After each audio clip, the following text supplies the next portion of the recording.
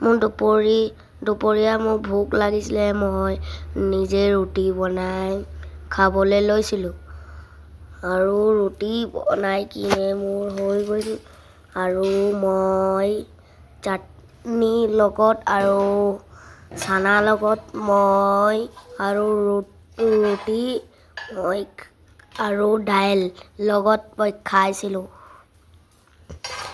আপোনালোকে এনেকৈ খাই চাব কেনেকুৱা লাগে। এনেকৈ ৰুটি খাই চাব মজা লাগিব।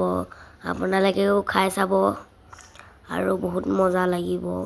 আপোনালোকেও মোৰ নিচিনা এনেকৈ বনাব জানেনে? আপোনালোকে এনেকৈ বনাবলৈ আপোনালোকে যে জানে যদি আপুনি মোৰ নিচিনা বনাব শিকিব। খালি মই এইটো অকল মোৰ এনেকৈ বেল্টি খাই গৈছিলে আৰু এইটো চক এনেকুৱা বনাই লৈছোঁ। আপুনি এনেকৈ খাব।